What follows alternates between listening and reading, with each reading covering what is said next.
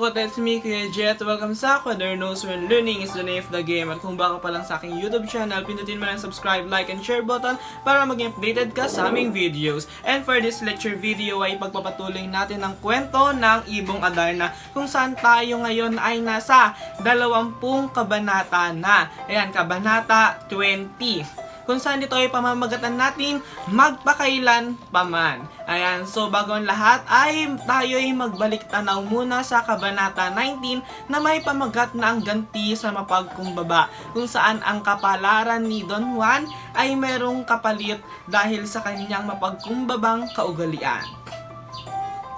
Kung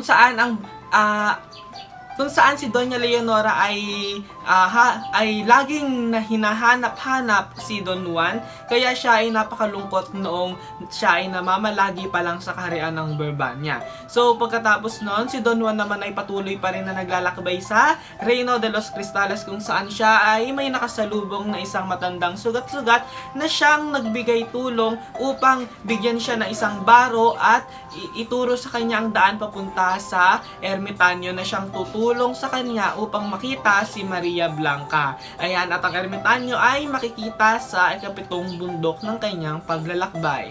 Dito sa Kabanata 20, ito ay may pamagat na magpakailan paman. Dahil ang kabuudan nito ay sa kabanata na ito nag-aaway sina Doña Leonora at Don Pedro. So dito, hindi talaga itinadhana si Doña Leonora para kay Don Pedro kasi hindi sila talo. Ang tanging mahal pa rin ni Doña Leonora ay si Don Juan na nasa paglalakbay patungo sa Reino de los Cristales. Tuwing bumibisita si Don Pedro kay Doña Leonora, sila ay nag-aaway, nagtatalo at hindi nagkakaintindihan dahil hindi naiintindihan ni Don Pedro na ayaw nga ni Doña Leonora sa kanya at pinipilit niya ang kanyang sarili dahil siya na lamang ang wala pang kapares sa kanilang dalawa ni na Don Pedro at Don Diego, kung saan si Don Diego ay meron ng iniibig na Doña Juana. Ayan, at si Don Pedro na lang ang hindi niya makuha ang loob ni Doña Leonora.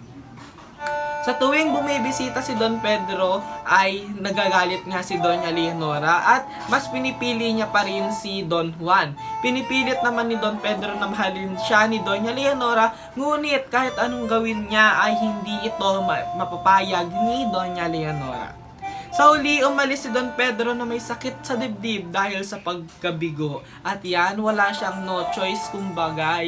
Yan. So napilitan na lamang na itigil ni Don Pedro ang kanyang relasyon at pagtingin kay Doña Leonora dahil sayang lang ang kanyang effort o yung kanyang pinaghihirapan o kanyang ginagawa kung ayaw naman talaga ng kanyang iniibig o sinisinta o iniirog ang kanyang mga proposal or kanyang mga alok upang mahalin siya.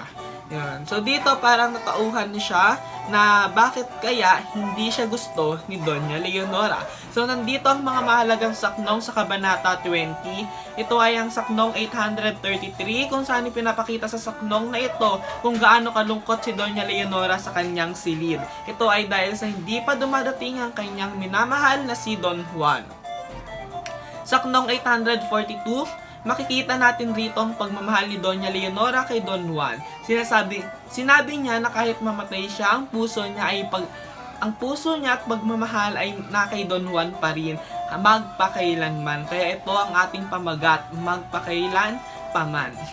At hindi kay Don Pedro dahil hindi mangyayari iyon pumuti man ang uwak. So sa saknong 844, sa saknong na ito makikita natin na naiinis na si Doña Leonora sa kakulitan ni Don Pedro na mapapayag siyang mahalin siya dahil pilit siya ng pilit na mahalin siya nito at hindi si Don Juan. Yon, so parang sinisiraan niya ng kanyang kapatid na wag si Don Juan ang kanyang piliin. Sa saknong 850, nagtataka na si Doña Leonora kung bakit wala pa ang lobo na inutusan niya para tulungan si Don Juan at dalhin sa kaharian ng Berbanya dahil nga ang lobo ay iniwan si Don Juan lamang sa itaas ng balon. Yun, dun lamang iniwan ni Lobo si Don Juan dahil nga ay muling nagtagpo ang Ibong Adarna at inutusan ito na hanapin si Maria Blanca. Pero naman itong si Don Juan ay agad na nakalimot sa kanilang relasyon ni na Doña Juana maging kay Doña Leonora. Sunod ay ang saknong 856, pagkaalis ni Don Pedro, malungkot pa rin si Doña Leonora sa pagkaalis ni Don Pedro, malungkot pa rin si Doña Leonora kasi wala pang Don Juan na dumadating. Sa pag-alis ni Don Pedro, siya ay nalungkot at nasaktan dahil ang kanyang tanging minamahal ay may ibang minamahal, ang kanyang kapatid na si Don Juan. So yon, ang karibal ni Don Pedro ay ang kanyang kapatid na si Don Juan. So ano kaya ang mga kaganapan para sa susunod na kabanata? At ito ay ang Kabanata 21.